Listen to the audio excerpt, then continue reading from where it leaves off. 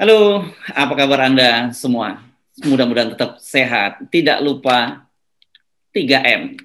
Ini penting dalam situasi sekarang, angka COVID meskipun sekarang disebut menurun, tapi ternyata bukan secara realnya nggak menurun. Menurunnya karena tesnya itu yang yang menurun. Jadi kalau yang dites menurun, ya jumlah yang terpapar juga menurun kan gitu ya, Bung Rocky ya. Ya, jadi seluruh problem kita sebetulnya soal kejernihan membaca angka itu. Angka inflasi, angka NPL, angka COVID, segala macam. Dan itu yang membuat publik selalu khawatir dengan keterangan pemerintah tentang angka itu. Angka UMKM kemarin tiba-tiba ada yang ngomel padahal angkanya nggak jelas, nggak pernah ada riset. Angka rawan miskin di Depsos yang juga kacau angkanya sehingga bantuan itu nyasar kemana-mana. Jadi ini satu proyek lain yang mesti diperhatikan justru oleh publik karena pemerintah dalam keadaan terdesak bisa angka-angka itu sebetulnya angka-angka politis bukan angka-angka yang real menunjukkan keadaan ekonomi atau politik kita sesungguhnya itu. Mersu. Itu kan kita kalau di kampus-kampus itu dikenal dengan how to lie with statistik gitu ya. Bagaimana berbohong berbohong dengan data statistik gitu ya. Iya, itu orang bisa berbohong dengan data statistik karena itu diperlukan untuk menjaga opini publik dalam keadaan yang turbulen. Tetapi kalau bohongnya itu justru jadi statistis, jadi bukan berbohong dengan statistik, jadi bohongnya itu bisa dibaca secara statistik. Maka publik menganggap bahwa memang ada yang oleng di dalam kepala kebijakan sehingga dia sendiri tidak paham lagi apa fungsi statistik. Jadi itu bahayanya tuh. Yuk kita marketing selalu pakai cara itu, bahkan bank bisa pakai cara itu untuk sekedar kasih sensasi overnight. Tapi sebetulnya itu adalah teknik untuk mengamankan keadaan sebenarnya. Yang berbahaya kalau orang akhirnya baca bahwa pemerintah sebetulnya kebijakannya itu bersifat statistikal. Artinya trial and error. Itu bahayanya. Ya, oke. Nah, ini menarik nih berkaitan dengan data-data statistik dan angka juga perekonomian kita. Saya baru saja membaca itu BI itu sudah mengeluarkan kebijakan per 1 Maret. Ya, per 1 Maret ini saya kira kan tinggal berapa nggak sampai 2 pekan lagi. Ya, itu minggu depan. Iya, ada kebijakan bahwa seluruh kendaraan bermotor itu DP-nya 0%, Bung Rocky. Nah, bukan hanya kendaraan bermotor, ternyata untuk perumahan, untuk properti ini pakai perumahan tapak, perumahan susun, rukan, apartemen dan sebagainya. Dia tidak menyebutnya DP 0%, tetapi pembiayanya 100%. Ya sama aja, itu kan artinya sebenarnya nggak 100%. Tapi catatannya untuk NPL atau yang non-performing loan itu atau yang utang nunggaknya gitu di bawah 5% gitu ya. Sementara yang tunggakan utangnya di atas 5% itu hanya boleh membiayai perumahan sampai tipe 21. Nah menurut saya ini saya jadi agak ngeri-ngeri sedap itu dalam situasi ketika sekarang ini orang pendapatannya menurun dan kemudian kalau di DP-nya 0% itu kan berarti sebenarnya cicilannya semakin besar kan artinya. Yes.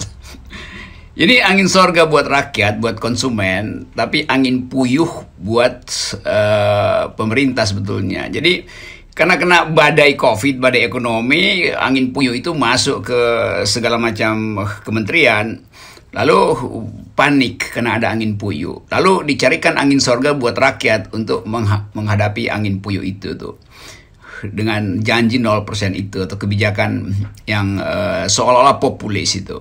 Tapi di belakang itu ada kepanikan dari industri otomotif tentu karena permintaan menurun tuh. Kan biasanya orang ukur berapa banyak motor yang dibeli per bulan. Itu tanda ekonomi bergerak tuh. Itu paling gampang itu kan.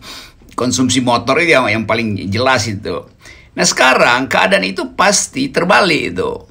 Tetapi ada perjanjian-perjanjian dengan perbankan segala macam sehingga korporasi tidak mampu lagi untuk membayar utang. Dan itu yang kemudian jadi pressure group untuk menekan pemerintah. Dan saya kira BI membaca itu tuh dan mengiyakan aja. Nah mengiyakan itu yang berbahaya tuh karena mesti ada keterangan di balik itu. Kenapa dibebaskan DP 0%? Konsekuensi berarti cicilan tinggi. Nah sekarang satu waktu dia terkejar oleh cicilan itu, lalu debt collector mulai bekerja lagi itu. Jadi kekacauan kebijakan itu sebetulnya disebabkan oleh ketidakmampuan pemerintah untuk mengakui. Jadi dia mau minta bantuan rakyat tapi malu-malu, lalu cari cara yang justru berbahaya itu. Nah hal-hal semacam ini yang menimbulkan moral hazard luar biasa itu. Soal jumlah apartemen yang berlebih lalu dilelang segala macam, padahal itu adalah bubble, seolah-olah angkanya itu real, padahal itu angka yang dibuat-buat. Itu juga berlaku untuk otomotif, industri, properti segala macam. Jadi kalau itu misalnya bulan Maret mulai diberlakukan, itu artinya proyeksi pemerintah untuk menambal APBN dan kemampuan sisi supply dari industri-industri ini tidak memungkinkan lagi mereka untuk mengatur benefit cost-nya perusahaan. Itu akan menyebabkan sinyal bahwa ekonomi memang buruk sekali itu. Jadi kita mesti ingatkan pada rakyat, hati-hati dengan proposal pemerintah DP 0% dan seterusnya itu. Jadi saya kira kita belum bisa menduga apa ini maksud bahaya, apa maksud jebakan sebetulnya tuh. Tapi kita belajar dari sejarah kebangkrutan ekonomi, yaitu proyek-proyek yang bersifat seolah-olah populis, padahal sebetulnya itu adalah bubble. Artinya gelembung yang dengan mudah pecah gitu. Nah itu yang akan diuji dalam minggu-minggu ini, berhadapan dengan semangat oposisi yang akan naik tinggi karena presiden justru meminta agar supaya oposisi bersuara lebih keras. Jadi bagian dari problem satu minggu ini itu akan jadi problem baru bagi rakyat kita. Ya, ini kan kita perlu mengingatkan bahwa pernah terjadi tragedi itu, krisis di Amerika yang Supreme Mortgage itu berkaitan, itu kan juga berkaitan kredit perumahan ya. Karena itu sekali lagi kita mengingatkan, yes, bahwa kelihatannya itu obral gitu ya, dengan DP 0%. Dan orang tiba-tiba bersemangat, ya yang penting ambil dulu bahwa gua nggak bisa bayar, berikutnya lain urusannya kan gitu. Karena jelas clear bahwa dengan Anda tidak membayar DP itu berarti cicilan Anda akan jauh lebih besar kan gitu. Dan ini penting kita ingatkan, ini serius bukan hanya bagi para konsumen, rakyat yang mau tiba-tiba bersemangat memborong, tetapi juga bagi bank-bank perbankan, dan itu menimbulkan krisis yang lebih serius. Ya itu yang harus kita pelajari. Amerika tuh bangkrut itu, jatuh itu karena tadi permainan harga yang digelembungkan, lalu tiba-tiba di belakang layar ada tukar tambah antara properti dengan para penjamin, lalu muncul apa yang disebut ekonomi derivatif. Tetapi sebetulnya seluruh isi dari problem subprime mortgage itu yang disebut kasino ekonomi. Jadi kayak orang main judi aja tuh. Oke, gue beli nih kira-kira, padahal harganya sebetulnya nggak segitu tuh. Tapi kemudian karena ada ya keinginan konsumsi untuk memperoleh sesuatu yang mewah, sesuatu yang potensial sebagai investasi dalam bentuk barang itu, lalu rame-rame nyerbu apartemen yang memang sebetulnya udah nggak ada harganya tuh, dengan iming-iming DP 0%, beli mobil, dengan akibat bisa orang jual tanah, jual mungkin petani nanti dia jual sawahnya aja lagi untuk industri yang mau dipakai jalan tol atau pabrik macam-macam di situ, karena dia lebih memilih beli mobil dan punya apartemen di kota. Tapi kemudian dia terjerat hutang itu saya kira itu pelajaran yang mesti kita hati-hati menerangkan pada rakyat.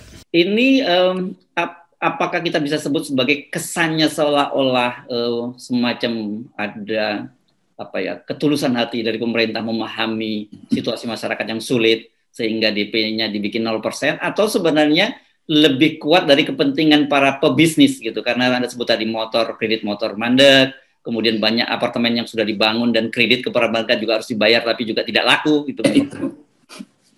Ya itu jadi ini bukan kebijakan ketulusan, tapi di belakang itu adalah analisis political economy itu. Kartel-kartel properti tentu mulai cari cara agar supaya dia nggak terjerat hutang tuh. Demikian juga asosiasi-asosiasi otomotif. Jadi kita nggak mungkin membaca ini sebagai ketulusan. Kalau dia ketulusan, dari awal mestinya ada sinyal dari pemerintah bahwa ada kesulitan ekonomi, karena itu pemerintah akan lakukan ini dan akibatnya sangat mungkin nanti ada problem lag di dalam term-term pembayaran. Kan pemerintah mesti siapkan itu pada publik. Bukan tiba-tiba ini nanti ada perayaan, kita akan pasang kembang api. Padahal sebetulnya publik diundang untuk ikut dalam pesta kembang api di tengah badai petir. Jadi dia pikir kembang api, ternyata petir tuh yang nyampe. Itu yang sebetulnya harus kita perhatikan. Dan saya tidak merasa bahwa ini adalah ketulusan. Karena kalau pemerintah tulus dari awal soal omnibus law segala macam itu harus diterangkan akibat-akibatnya. Tapi pemerintah menyembunyikan akibat.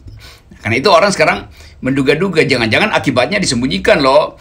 Kok too good to be true itu kalau kata judul lagu tuh. Kok DP 0 baik banget. Ya, orang curiga terhadap kebaikan justru. Karena dalam keadaan pemerintah seringkali menjebak dengan kebijakan. Itu soalnya. Apalagi kaum buruh udah tahu betul ini jebakan lagi nih segala macam itu. Karena berkali-kali pemerintah lakukan hal itu. Jadi treatment pemerintah terhadap rakyat sering tidak tulus. Nah, itu yang mengakibatkan kita sebagai pengamat harus memberi alarm agar supaya publik hati-hati. Itu bagian dari upaya kita untuk merawat negeri ini supaya tidak jatuh berantakan harnya karena kebijakan yang tiba-tiba terasa seolah-olah pro rakyat. Jadi kalau kita buka-buka lagi, memang banyak sekali fakta-fakta yang menunjukkan adanya lobby kepentingan pebisnis dan kemudian moral hazard gitu dalam berbagai kebijakan pemerintah. Saya tadi buka file lama nih karena berkaitan dengan DP 0% tadi. Ternyata pada bulan September tahun 2020, Menteri Perindustrian itu sudah pernah mengajukan kepada Menteri Keuangan dan Departemen Dalam Negeri agar dihapuskan pajak biaya masuk dari mobil.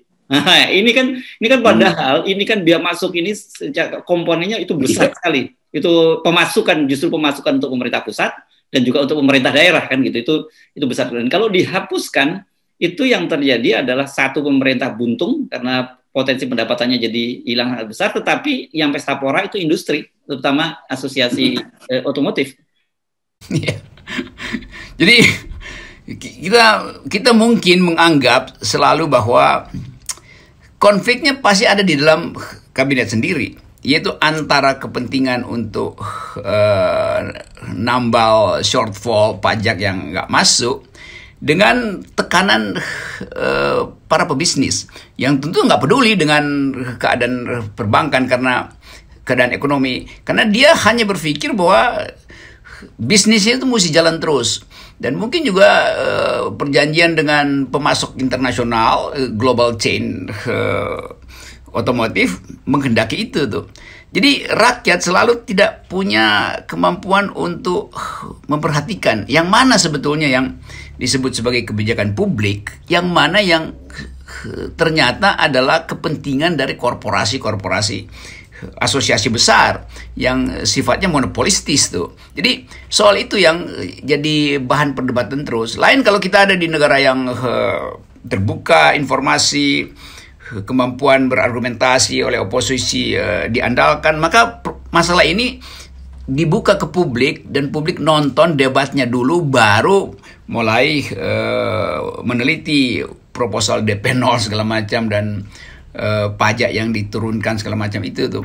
Nah, ini nggak ada kan, jadi tiba-tiba ada masuk ke dunia publik usulan-usulan yang seolah-olah sinterklas gitu. Ini justru orang curiga itu karena sebelumnya tidak ada perdebatan tentang soal itu. Kita nggak tahu apakah BI itu berkonsultasi dengan bagian pemerintah yang ngurus fiskal, atau yang fiskal sebetulnya udah kasih nota keberatan, tapi bidang moneter menganggap ini kita mesti penuhi ini karena kebutuhan mendesak dari pebisnis properti dan otomotif. Itu kan nggak ada kita dengar kan, apalagi DPR nggak kasih semacam argumen alternatif terhadap proposal ini, karena ini menyangkut tabungan rakyat yang tinggal sedikit yang mau dikuras juga oleh pemerintah tuh, itu soalnya.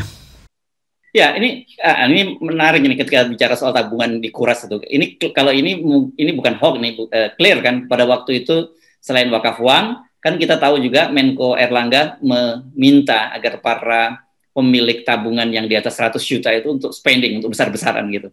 Jadi sebenarnya saya ingat. ya kan, kalau kita lihat rangkaian semua peristiwa ini sebenarnya satu kata itu sebenarnya. Itu kas tuh pemerintah itu udah kosong gitu dan sekarang diobral. Yang karena tidak punya lagi barang yang diobral, ya obral kebijakan gitu. Ya itu sebetulnya yang terjadi. Jadi kita nggak pernah tahu tuh di belakang layar apa sebetulnya masalahnya tuh. Jangan-jangan ini industri properti, industri otomotif udah ketemu Menteri Keuangan lalu nyetor duluan pajak yang seharusnya nanti tahun depan, tapi udah kita nyetor sekarang ya karena pemerintah butuh. Tapi perjanjiannya seperti tadi itu DP 0 diturunin pajak segala macam. Jadi kelihatannya ini permainan yang disembunyikan. Nah karena itu hal-hal beginian biasa disebut dalam ilmu ekonomi jalanan disebut kasino kapitalisme itu. Jadi seolah-olah kita nggak ngerti itu bandarnya di mana, tapi kita percaya bahwa uang berputar di situ dan bandar pasti selalu untung. Lalu ada orang yang kalah di dalam kasino kapitalisme, disediakan tempat untuk bunuh diri itu. Biasanya begitu kan? Di kasino kan selalu di Makau tuh ada tempat bunuh diri. Kalau udah kalah, ya udah mau bunuh diri silahkan tuh terjun tuh. Jadi itu yang kita takutkan, jangan sampai efek kasino ini masuk di dalam policy negara yang justru membahayakan yang disebut pertahanan subsisten dari rakyat, yaitu tabungan yang tinggal ada di dompet, yang nggak ada lagi di ATM. Itu soalnya tuh mau dikuras juga. Ya. Jadi saya kira kita mesti mengingatkan ini, mesti hati-hati dengan kebijakan ini. Satu, kalau pemerintah kan sudah kadung ambil kebijakan, tapi ada pada publik gitu ya. Dampaknya ini bisa serius loh kalau Anda tergoda. Jadi mesti bijak dulu sebelum ambil keputusan. Tapi saya khawatir ini kan juga banyak sekali rakyat kita yang tidak rasional gitu, Bung Rocky. Main tubruk aja. Kemarin kita sempat bacakan viral banget yang di Tuban yang baru dapat uang ganti rugi dari Pertamina dan kemudian satu kampung memborong mobil sampai kalau nggak satu kampung ada 176 mobil yang diborong dari dealer itu karena baru itu saya iya. Ya, itu kan ada satu rumah yang sampai membeli 4 mobil. Ini kan perilaku rakyat kita memang sangat tidak rasional dan dalam kasus ini saya khawatir juga begitu DP 0% hajar beli sepeda motor, urusan nggak bisa bayar belakangan, beli apartemen. Nah, kalau ternyata kemudian yang apartemen pengembangnya juga nggak bisa ngurusin lagi, kan bisa terjadi bahaya juga itu.